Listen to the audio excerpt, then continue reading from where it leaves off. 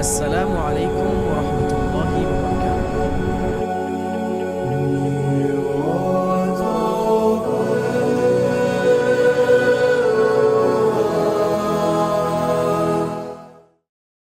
Bismillah, alhamdulillah, wa salatu wa salamu ala Rasulillah. Assalamu alaikum wa rahmatullahi wa barakatuh. Wa alaikum assalam wa rahmatullah.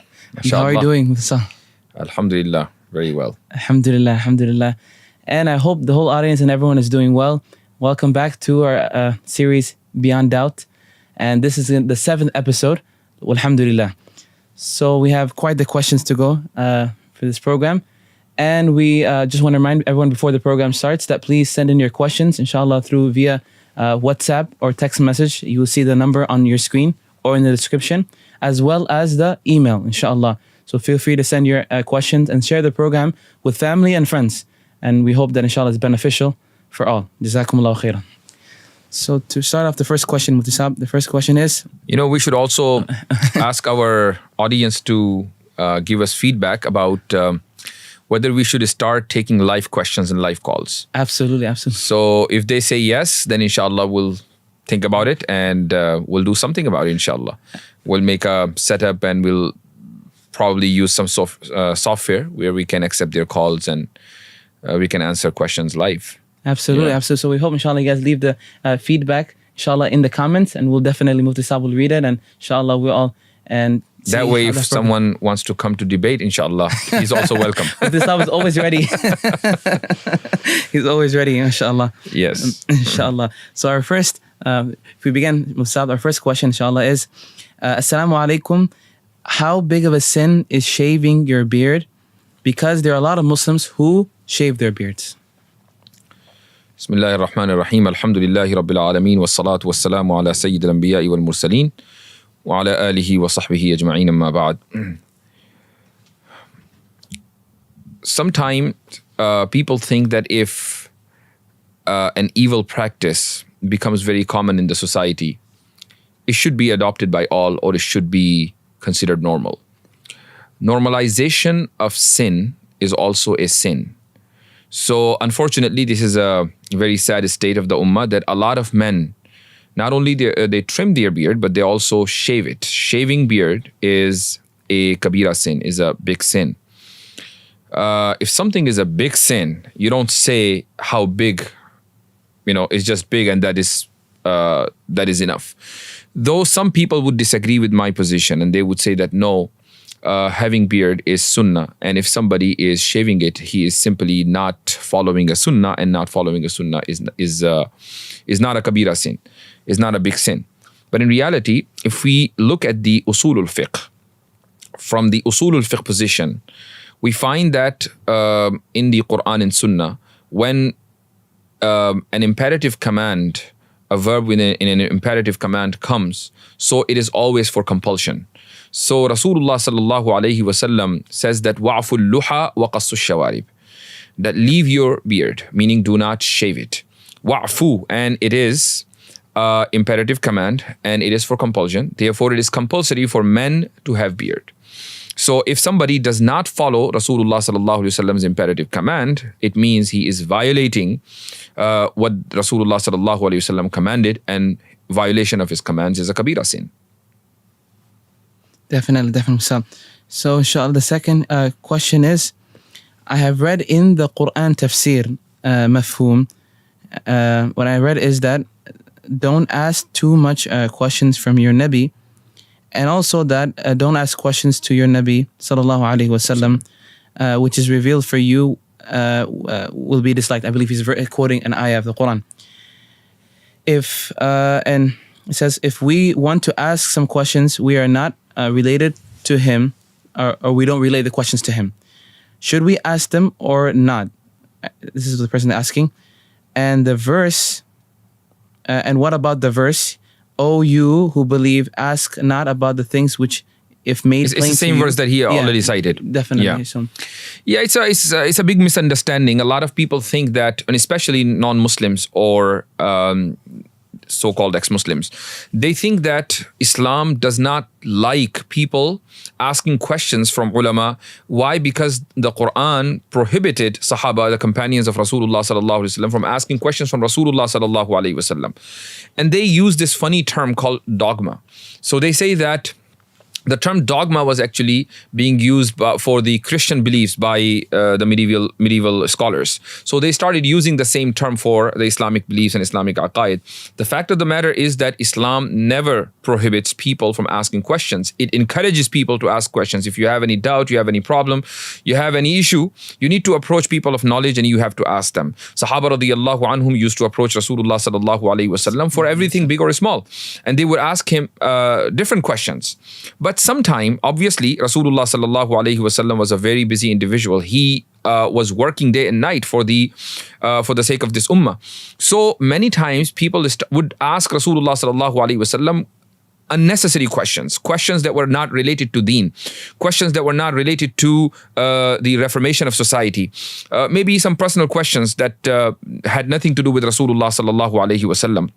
So one day, Rasulullah sallallahu alaihi wasallam came to the masjid and he was already disturbed by some of these types of questions. So he came to the masjid and he went up to the minbar and he said that today, whatever you will ask, I will respond. Doesn't matter what type of question you ask, I will respond. And Rasulullah sallallahu alaihi wasallam spoke in a tone that people understood that Rasulullah alaihi salatu wasallam was a little upset. So one man didn't realize that. One companion didn't realize this. And he said, Ya Rasulullah, who is my father? So the reason why he asked this question, because he literally didn't know who his father was. He only knew about his mother, but he didn't know about his father. So he asked this question and people used to tease him. People used to say that you don't know about your father. So he asked Rasulullah sallallahu alaihi wasallam at this very crucial moment when Rasulullah sallallahu alaihi wasallam is already upset that who's my father. And this is not a question that is related to deen or society or reformation or betterment of an individual or spirituality or anything like that. Rasulullah sallallahu alaihi wasallam responded right away, Huzafa. Your father's name is Huzafa. So this man had to go to his mother and ask, Rasulullah sallallahu alaihi wasallam responded that my father's name Huzafa, is he speaking truth? And obviously it happened. He was an elderly individual who was born before accepting Islam. And his mother also accepted Islam later. But anyway, the question is that these types of questions were being asked from Rasulullah sallallahu alaihi wasallam. Then Umar ibn al-Khattab radiyallahu anhu came forward and he understood what was going on. So he said, Ya Rasulullah, radina billahi rabban wa bil islam dinan wa bi Muhammadin sallallahu alaihi wasallam nabiyya. When he said that, Allah subhanahu wa ta'ala revealed this ayah that this person is citing, Ya ayyuhalladhina amanu la tas'alu an ashya'a in tubdalakum tasu'ukum. That do not ask about things that if truth about those things, behind those things is revealed, then you will dislike. So it's not like don't ask about deen, don't ask questions about spirituality, don't ask questions about your reformation or what to do and what not to do, halal and haram. That's not the purpose of the ayah. The purpose of the ayah is that do not ask unnecessary questions from the most important personality of this earth, Rasulullah sallallahu alaihi wasallam. That's the whole point. Definitely understood. So shall we also try to put the verse that Mufti also read on the screen, inshallah, there. The third question is, Dear Mufti Saab, I often get doubts in my head and sometimes utter blasphemous things that later make me feel very regretful, guilty, and scared. How can I get rid of this issue? The brother asked a very important question, and there are a lot of people who have this unfortunate experience in their life. Later on, they regret about thoughts and waswasas, the shaitani whispers that they have in their mind. And when they regret, they repent to Allah subhanahu wa ta'ala. So it happens. That shows that they are mu'min, their iman is strong. The fact that they are regretting is an evidence that they are mu'mineen. A similar incident happened during the time of Rasulullah sallallahu alaihi wasallam when few companions came to Rasulullah alaihi salatu wasallam and they said, Ya Rasulullah, when we are in your majlis, when we are in your company, our iman is very strong. We feel that it's very strong. But when we go away, from your majlis, we start having thoughts that if we utter those thoughts, we're afraid that we become kafir. So Rasulullah sallallahu alaihi wasallam became very delighted and pleased, and he said, really? Are you having these types of thoughts that if you utter them, you would become kafir? You have this type of feeling? So they said, yes, Ya Rasulullah, that's the problem. So Rasulullah ﷺ said, that is the iman, that is the sign of iman, that you are having some negative thoughts, but you are afraid that if you utter those thoughts, you would become kafir. It means you value iman, you don't value kufr. So if this brother is having these types of thoughts, and as long as he's not saying it, and he just regrets and he repents to Allah subhanahu wa ta'ala, in fact, he's following the steps of Sahabah radiyallahu anhum. However, in some cases, suppose if he utters one of those evil thoughts that he is having, shaitani whisper that he is having, and later on he regrets, then I would advise him to increase the dhikr of Allah. Every day, he should have certain amount of adhkar, La ilaha illallah Muhammadur Rasulullah, and astaghfirullah at least 100 times. And inshallah, over time it will go away. But if it is happening, don't worry about that. Just focus on your dhikr, focus on your dua. And if it is happening, just ignore it. Absolutely, Sean. Our fourth question is, I was taught that Prophet Muhammad sallallahu alaihi wasallam had 12 wives. Why are we not able to have more than 4 wives? And why can't we follow the footsteps of, I believe he's saying in this regards, in the Prophet Muhammad sallallahu alaihi wasallam? I guarantee you one of the two things. Either the person who's asking this question, he's not married at all. He's not even married to one wife. And if he's married, then he's not planning to have the second wife. And he's asking to have 12 wives in his marriage. So that's guaranteed. Okay? You can check. But theoretically, this question can come in one's mind, that Quran allows Muslims to get married to up to 4 women. Men can get married up to 4 women. But Rasulullah sallallahu alaihi wasallam had more than 4. So is that some sort of a special treatment that was given to Rasulullah sallallahu alaihi wasallam? And why did he get that special treatment? First of all, I usually respond to this question in 2 different ways. Let's say Rasulullah sallallahu alaihi wasallam was given a special treatment. Suppose. Is it wrong? If we see in our system, wherever we live, in whichever system we breathe, suppose we live in America, and we have a system called democracy.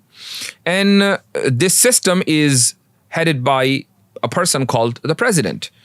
So you can see that the president has more protocols and more rights, and at the same time more responsibilities. He has the responsibility of the entire country. So he has more rights, more responsibilities, and more protocols. He gets more rights than a person walking on the street. So if someone says, well, you know what, this person is serving the country, he should not get even equal rights because he is our servant, so he should get less rights, fewer rights than us. That logic will not be a good one. But this is if we are saying that Rasulullah sallallahu alaihi wasallam received a special treatment from Allah subhanahu wa ta'ala. In reality, when we see the life of Rasulullah alayhi salatu wasallam, we find that Rasulullah sallallahu alaihi wasallam used to pray tahajjud every night, and it was mandatory for him to offer salatul tahajjud. It's not mandatory for the ummah. So people ask this question that how come he was allowed to get married more than 4 and we are not? People don't ask this question that how come he used to pray tahajjud every day and we are not? So that's one thing. Another thing is that Rasulullah sallallahu alaihi wasallam used to fast sawmul wisal. Sawmul wisal means fasting consecutively without eating and drinking at iftar time. So for several days, Rasulullah sallallahu alaihi wasallam would fast, and even if he would break his fast, that would be with one date or a split of a date. So people don't ask this question that if Rasulullah sallallahu alaihi wasallam used to fast every day consecutively without eating and drinking, are we allowed to do that, and can we do it? Would it be accepted? So people only see one side and they don't see the other side. Now, having said that, Rasulullah sallallahu alaihi wasallam, all the marriages that he performed, he did, there was always a reason behind that. It's a very lengthy topic, and I think we touched this topic earlier sometime, maybe in the first or the second episode, or maybe not. I discussed this issue somewhere else. So the issue is that it's a very lengthy subject. All I can say at this time, that whatever marriage Rasulullah sallallahu alaihi wasallam did, there was a reason behind that, and the main reason was establishing connection throughout the tribes in Arabia. Back in the days, the strongest bond, if you are not from the same tribe, the only way you could have a stronger relation with the other tribe is that when you give your daughter to that tribe, or you get their daughter into your family. Now you establish relationship. So Rasulullah sallallahu alaihi wasallam wanted to have that type of relationship. Number one, this type of relationship helped spreading the da'wah. Number two, this type of relationship helped the people of Medina staying away from wars. For example, I'll give you two examples. Number one, Rasulullah sallallahu alaihi wasallam got married to Umm-al-Mu'minin Juwayriyah bint al-Haris radiyallahu anha. When he got married to her, her entire tribe, Banu al-Mustaliq, accepted Islam. So this one marriage became a very strong reason for the tribe to accept Islam. Everybody became Muslim, and there was no further war. Another example is Umm-al-Mu'minin Habiba radiyallahu ta'ala anha.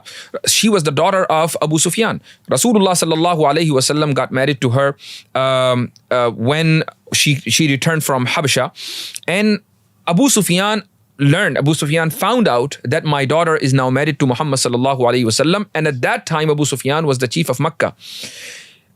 The surprising fact is that after this marriage, there was no war between Makkah and Medina.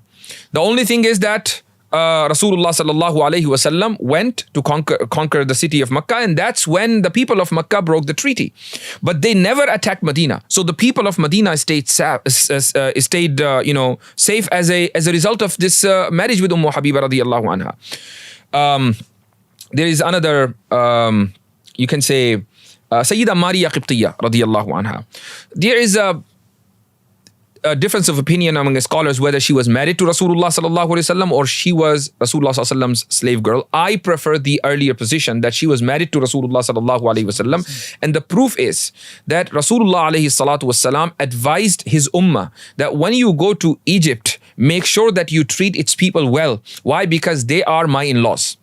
So the Sahabah radiyallahu anhum, they kept that advice in mind when the country Egypt was conquered, and Sahabah radiyallahu anhum went there. They made sure that they did not mistreat the people. Why? Because they were the in-laws. The Coptic Christians were the in-laws of Rasulullah sallallahu alaihi wasallam.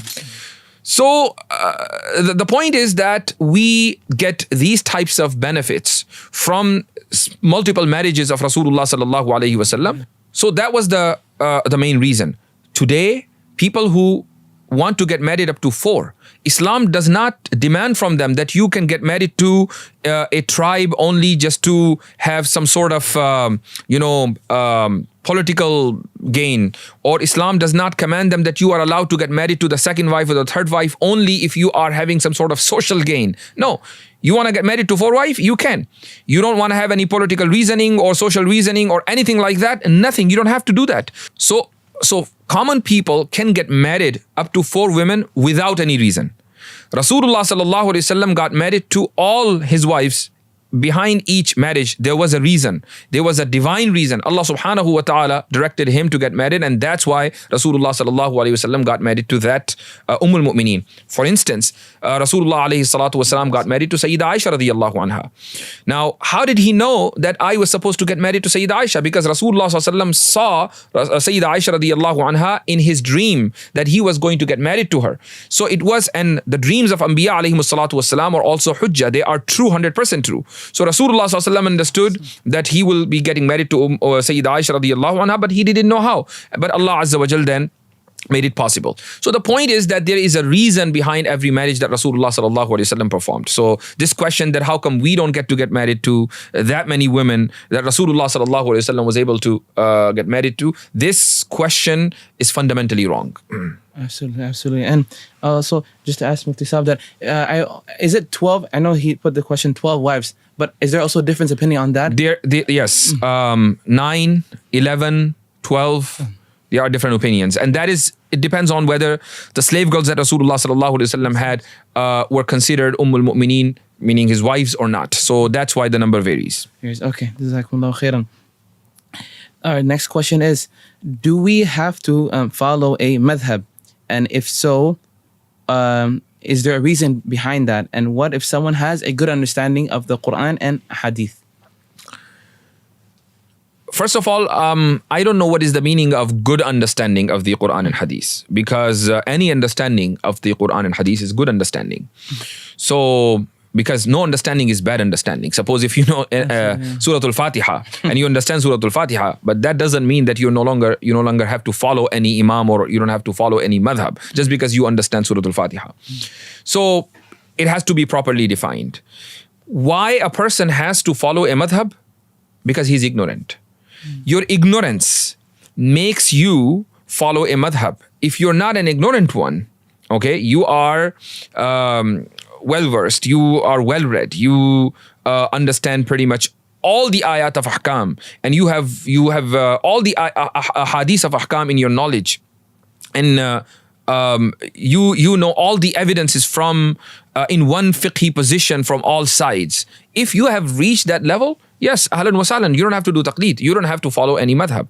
But as long as you don't reach that level, then it is always safe to follow a madhab, because when we say we follow a madhab, we are not actually following one's personal opinion.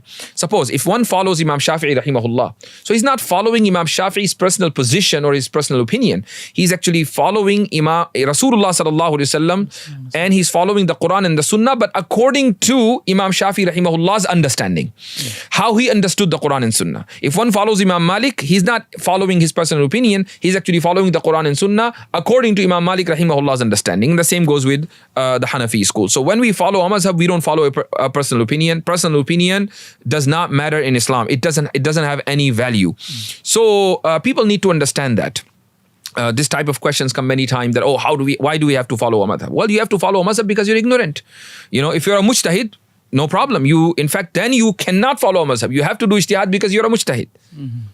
Well, definitely, as you said, Mufti, that's the big situation where they are not understanding that it's personal. They feel it's personal opinion. Yes. But they have to look through the lens of these imam who led the way of finding and looking through these hadith and Quran through their lens. Yes. And this is also another misunderstanding that a lot of people think that if you're following a mazhab, sometimes you follow a da'if hadith. I guarantee that no imam out of all these four imams, whether Imam Malik, Imam Shafi, Abu Hanifa, and Imam Ahmad ibn Hanbal rahimahumullah, none of them follows a da'if hadith. Okay? It just doesn't exist. Unless if da'if hadith is the only hadith in that masala, on that issue. So if there is no sahih hadith on that issue, and the only hadith that exists on that issue is da'if, then some ai*imma, they prefer to follow that da'if hadith instead of following their personal opinion. So they say that instead of following my own opinion, I rather follow the da'if hadith if this is the only hadith exist. However, if there is a sahih hadith and then there is a da'if hadith, then no imam would ever dare to follow a da'if hadith and reject a sahih hadith. It does not happen in any madhab. So people need to, get their fiqh and their understanding of fiqh and their understanding of, following a madhab. They have to get it right. I know a lot of so-called scholars, YouTube channels, they spread a lot of misinformation. They think that following a madhab is shirk or something like that. So do not follow that false ideology.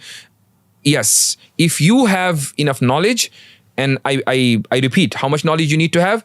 All the ayat that are related to ahkam. All the ahadith that are related to ahkam. And in every mas'ala, you need all the evidences from each side. Okay, suppose if there is any ikhtilaf and disagreement among Sahabah or among tabi'een or among mujtahideen, so all sides and their evidences. So once you've reached this level, then no problem, you can do ijtihad. And then you don't have to do taqleed. So if you want to save yourself from following a mazhab, learn something. Yes. Definitely. So next question is our salah accepted because our forehead is supposed to touch the ground? What if my cap or imamah gets in the way while praying salah? Okay. All right. The mas'ala in this scenario is that if you are doing sajda, and of course your forehead is supposed to touch the ground, and you're wearing a cap or imamah. So suppose if you're wearing imamah, and when you're touching your forehead, your forehead is touching the ground, and you can feel the ground. You can feel that your forehead is actually on the ground. Then your sajda is accepted, and it will be valid. But if you are not feeling the ground and your forehead is on the ground, it means a thick layer of imamah is in between, then this sajda is not valid. The same goes with a cap, and I don't think if you're wearing a cap and you suppose put your forehead on the ground, you don't feel the ground. That doesn't happen in the case of any cap, but it can happen in the case of imamah. So this is the ruling. Definition. Our next question is: can someone who commutes every day for more than 50 miles for work still shorten his Duhur Salah or Asr Salah at his place of work? Yeah. This question is also very important, especially for those people who live in big cities and they have to commute every day and they have to drive sometime 50 miles, 60 miles. It happens in big cities such as Chicago, New York, LA. These are big cities, or other parts of the world. So I remember, I think it was about 12 years ago when I was in the majlis of my teacher, Mufti Saeed Palanpuri, Hafizahullah, Rahimahullah. He was visiting Chicago at that time, and someone asked this question to him, and he said, yes, he would have to do qasr, shorten his salah every day. So the person who asked this question, he said, but he's doing it every day. And suppose if he's doing his job at the same place for 20 years. So it means for 20 years, he's shortening his salah, zuhr and asr, and he's praying 2 rakah. So Mufti Saab replied, so what's your problem? I mean, if he's doing it and Allah has given him permission, why are you stopping? Why are you taking away that, rukhsa or that concession from him? So the point is that imagine, the ruling is that if you are traveling all your life, you don't live in your home, you're traveling all your life. You are the Ibn Battuta of our time, okay? So you will shorten the Salah, Zuhr and Asr all your life. It doesn't really matter. So that you can shorten Salah only if you're traveling for these many days. No, you're traveling every day, you shorten Salah every day. Similarly, if your job is 50 miles away, and even if you're living in the same city, one more thing, it is very important to be noted here, is that when we say a big city, within that big city, there are small cities. For example, we are here in Chicagoland, greater Chicagoland. That includes Schaumburg, Elgin, Villa Park, Lombard. All of these are small towns and small cities within this Chicagoland. So when you are traveling 50 miles from your home to your workplace, your job, you've already crossed several cities on your way. So it's not like you are in your hometown. Okay, you've crossed several cities. This is how every mega city works.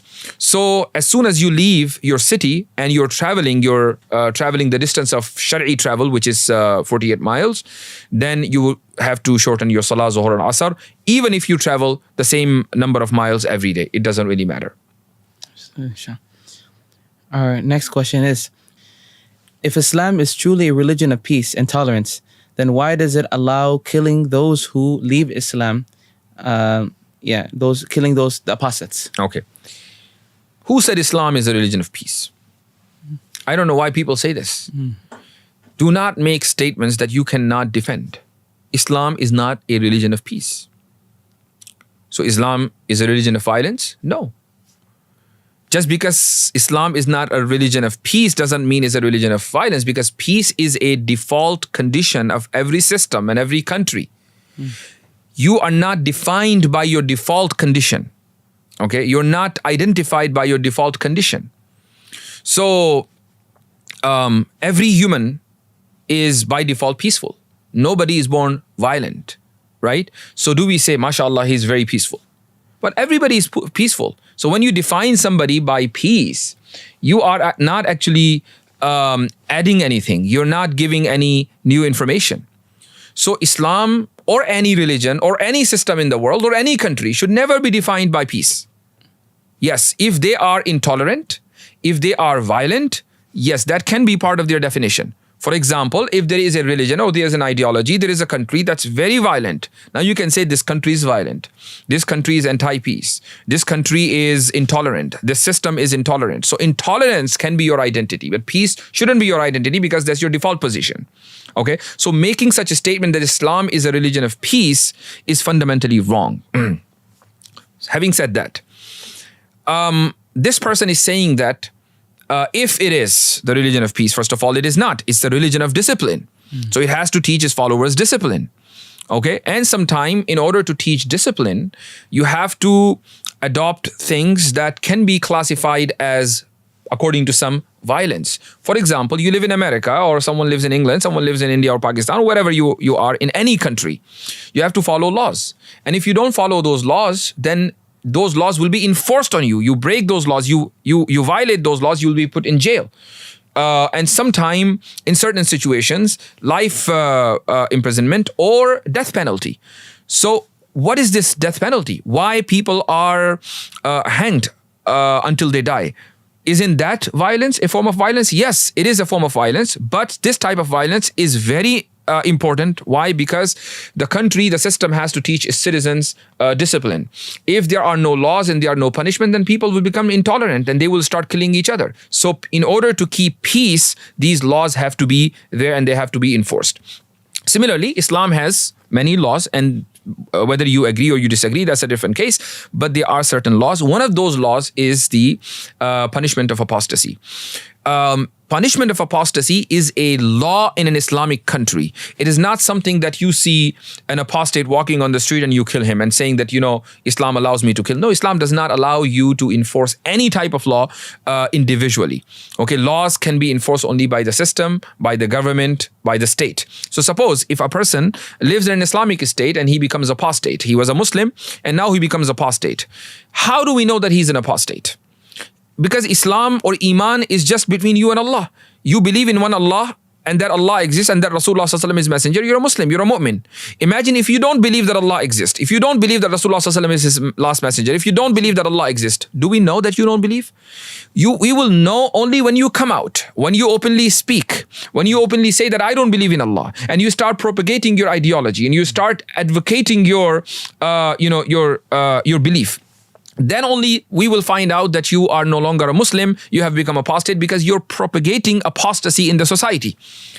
That's when the state will become active and it will enforce its law on you, and in some cases there will be death penalty. But the question is that why death penalty? Why state has to be involved, in my personal opinion? And I mean, everybody should be open to adopt whatever religion he wants. If somebody doesn't like Islam, he should adopt other religion, or maybe he shouldn't adopt any religion. Okay, so why we don't have a freedom of expression in an Islamic state? The response is that Iman and Tawheed is our state policy.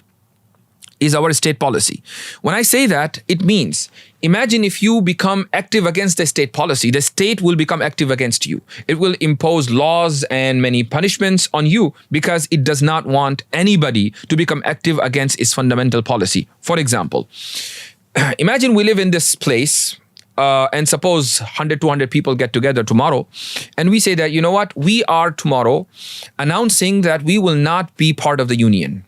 We're no longer part of the United States. We are going to form our own small country, our own small territory, our own small government with our own White House and Congress, with our own laws, everything our own. We don't need the country's foreign policy. We don't need the country's currency or anything like that. We're not under the leadership of the President of the United States. If we make this announcement, you think that the country will allow that? Absolutely not. No country will allow that. The state will become active against you. There will be, maybe you will be put in jail because you committed treason against the state. Okay, in some cases you have to, there will be death penalty if you are committing treason against the state. In many Western countries, we're talking about in 21st century, treason's punishment is death penalty in many Western countries. Similarly, if in an Islamic country, in an Islamic state, because the Islamic state's fundamental policy is Iman Billah and Tawheed. So if a person goes against that policy and he renounces Iman and he becomes active against Allah subhanahu wa ta'ala and Iman Billah, and he becomes active against Rasulullah sallallahu alaihi wasallam and Iman bil Rasul sallallahu alaihi wasallam, then the country has to become active against him and it will be considered and classified as treason against the state, and therefore in this case there should be death penalty. That's the reason why there is death penalty in an Islamic state on apostasy. Absolutely. Our next question is, Assalamu alaikum. We all know that COVID-19 took many lives away and has changed all our lives one way or another. My question, through your wisdom, is, was the COVID disease a punishment from Allah Ta'ala, or was it a test? Yeah, unfortunately, it was very difficult moment for a lot of people, a lot of Muslims around the world, a lot of non-Muslims. People have lost their loved ones in last 2-3 years, and that was a very unfortunate situation. The whole world was facing this. The brother is asking question that was that a punishment or a test from Allah subhanahu wa ta'ala? Well, it depends on individuals. For some people, it was a test. For some people, it was a punishment. For some people, it was mercy. You know, the reason is that when we get an illness from Allah subhanahu wa ta'ala, and suppose it is a test for us, and we become successful in that test. And how do we become successful in that test? That we receive that illness, that sickness from Allah Azza wa Jal, and we remain thankful to Allah. We never complain. We don't say that, oh Allah, why me? Okay, that type of question. So it means that we are happy with whatever decision Allah subhanahu wa ta'ala makes for us. We believe in qadr, we believe in fate, we believe in our destiny. So those people are the successful ones. So suppose if they recovered from COVID, so mashallah, they passed their test and they're also living healthy among us. But if they passed away because of this sad situation, so they were successful in their trial, in their test, and now mashallah, they are in a better place than this dunya. But they are the successful ones, and this COVID thing or any other illness, it turned out to be a form of mercy for them. There are some people, for them it is a punishment. For example, people who have been committing transgression all their life, and when COVID hit them, they didn't regret, they didn't repent to Allah subhanahu wa ta'ala. They were thinking that, it's just cold, or it's just sore throat, I will recover, and then the next thing is that they die without regretting, without repenting to Allah subhanahu wa ta'ala, without having their iman firm in Allah Azza wa Jal. So yes, it may be punishment for such people. So it depends on individuals. We cannot categorically say that it was punishment or it was a test or is a form of mercy. It depends on person to person. Definitely. Our next question is, if the Quran is the word of Allah Ta'ala, then why is it that a verse has come after another verse and that it can cancel a previous verse? And he continues with the question saying that why can Allah Ta'ala say at once what he meant? Okay. Yeah, it's a very common and at the same time very important question. A lot of people have this doubt that why there is abrogation in the Quran, that why Allah subhanahu wa ta'ala abrogates a verse after revealing it. And this person rightly put the question, he said that if Quran is kalamullah, then why Allah subhanahu wa ta'ala cancels one verse after revealing the other? But let me ask you one thing. Imagine if Quran was not, let me put this way. Imagine if a person other than Rasulullah sallallahu alaihi wasallam, anybody other than Rasulullah alayhi salatu wasallam, would be given authority to cancel an ayah of the Quran, a verse of the Quran, then would you still believe that Quran is kalamullah? No.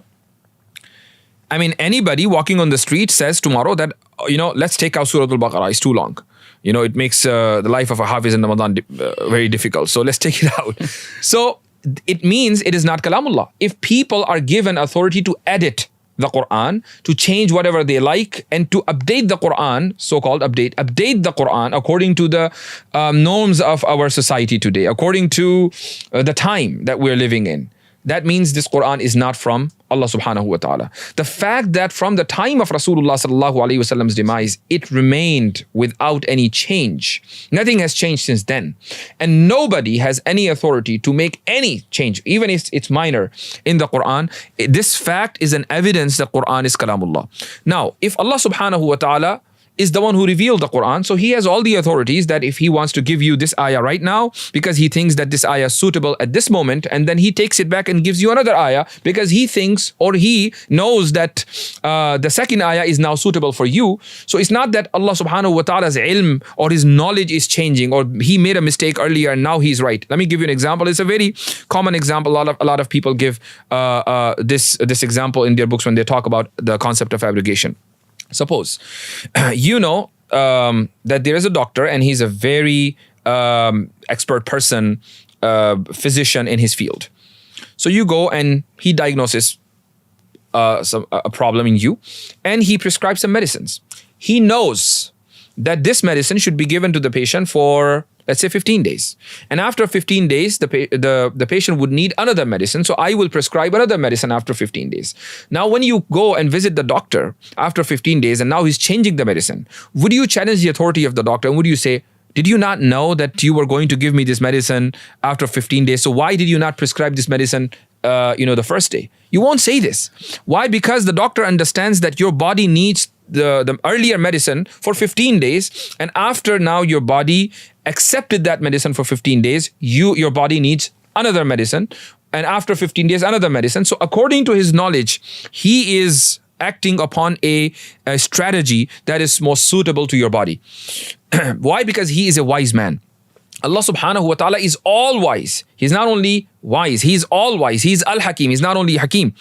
So based on his wisdom, he knows that humanity needs this type of hukum from this time to this time. And after that time is over, Allah subhanahu wa ta'ala knows that now humanity needs this hukum from this point to that point. And that's why when he cancels an ayah, that is because he knows according to his knowledge and wisdom that the next ayah that he is canceling the other ayah with is the most suitable one. And therefore he has the he allowed abrogation in the Quran. And many times, in fact, sometimes abrogation also happened just to test us. Allah subhanahu wa ta'ala put a lot of Muslims to a trial, that whether they believed in the Quran even after abrogation or not. So Sahabah radiallahu anhum, subhanallah, they were very strong in their iman. They knew that abrogation is part of the plan. They knew that abrogation is part of the strategy. And anything that is part of the strategy, it does not mean that the person who made the strategy is ignorant. They believe that Allah subhanahu wa ta'ala is all knowing, He's all wise. So they never lost their iman whenever abrogation happened. So abrogation is not a sign of Allah subhanahu wa ta'ala's lack of knowledge or any deficiency. Absolutely. And next question is, hello Mufti, I am facing a very difficult problem. My child doesn't want to pray anymore. She's 18 years old. I tried talking, advising, teaching the importance to why we need to pray, but she is refusing and chooses a life of friends, social media, and parties. This is a longer, I can go through it, inshallah. Yeah.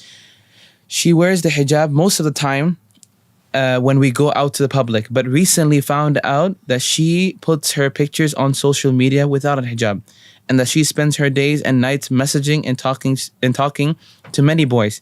My husband and I found a vape in her room as well. We don't want to do at this point. We don't know what to do at this point and need immense guidance on what to do. And how can we convince her to follow the commandments of Allah Ta'ala? Very sad situation, and unfortunately a lot of parents are now facing this trauma in their life, that their children are leaving Islam or not practicing Islam, and they badly want them to practice deen. But as parents, people should realize that if it is happening in the family, something definitely happened in the past that affected the tarbiyah. Tarbiyah, Islamic tarbiyah, and nurturing children according to the Islamic guidelines is very, very important. Many times parents fail to do that, or they don't think that it is important to provide Islamic tarbiyah to their children. So they think that, we live in America, we live in European societies where freedom is the fundamental value, and kids, when they grow up, they're just on their own, they get to choose their life, and we just we can just provide guidance, but we cannot force anything. I'm not saying you force on them, but at least the key rule for providing good tarbiyah to your children is that you have to change yourself first. Suppose if you want your children to offer salah, and I'm not talking about this particular girl who's now 18, I'm talking about young children. So suppose if you want your children to offer salah, you have to make sure that you offer salah regularly. That's when the children will see you and they will start praying. If you want your children to be extremely careful when it comes to halal and haram, you need to be careful first in halal and haram. So you have to implement the rules on you, then only your children will stay away. For example, you want your children to stay away from phones, and you are just using phones all the time. You are on social media all the time. For no reason, you're wasting time there, and you're asking your children, and they are teenagers, that, you're not allowed to have one. So they will think, our parents, they're having phones and they are on Instagram and, this social media platform and that social media platform. They're wasting their time all day and all night unnecessarily. And we are deprived of this luxury life. Obviously, they're not going to listen to you. So you need to change yourself first. And this advice is for everybody, not in this particular case, because obviously it's pretty late for them. But the advice I would give, I don't know how practical it is for them. You know the root cause. In this case, the root cause. That she is all the time with her friends. She is on social media, posting her pictures without her hijab, not going to Salah. Why? Because she is facing this peer pressure. Okay? This peer pressure is a problem. So you have to cut that. You have to convince her to do something else. How do you convince? I mean, if you convince her to offer Salah, she's not going to do that. But if you, for example, make her engage in something else, even if it is completely related to dunya, but cut that connection that she currently has with her friends and the society out there, and change her environment, even if it is purely dunyavi environment. For example, she starts going to college and she gets new friends. She maybe goes to another country or another state where she meets new people. And the best thing is that she gets married. But a lot of time, even parents think that, our daughter is only 18. She didn't even complete her college. Why would she get married? She has to, work on her career. So when you have this mentality, then I don't think this problem will ever be solved, because it is not possible for you to cut that connection from her, social media friends or from her friends out there. The only solution is that she needs a big change in her life. And because we live in the age of social media, so even if she changes her country, she can still stay in touch with her friends. So the big change in her life is either it can be done through spirituality, which is very difficult, that she spends her time in the company of pious women.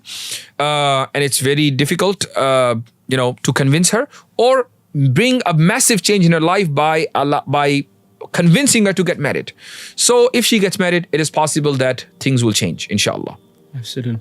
Inshallah, we'll conclude that episode here. Jazakumullah khair al-Mufti Sahab for very detailed answers. And inshallah, as Mufti Sahab said, that please don't forget, inshallah, to leave the comments there of the definitely great proposal that our Mufti Sahab brought up about having the live, inshallah, live, we can say, question and answers. Inshallah, and we hope you guys, inshallah, leave comments and subscribe and put a like on the video and share it to all families and friends. Definitely, we hope that it benefits all. Jazakumullahu khairan, and we hope to see you in the next episode. Wassalamu alaikum wa rahmatullahi wa barakatuh.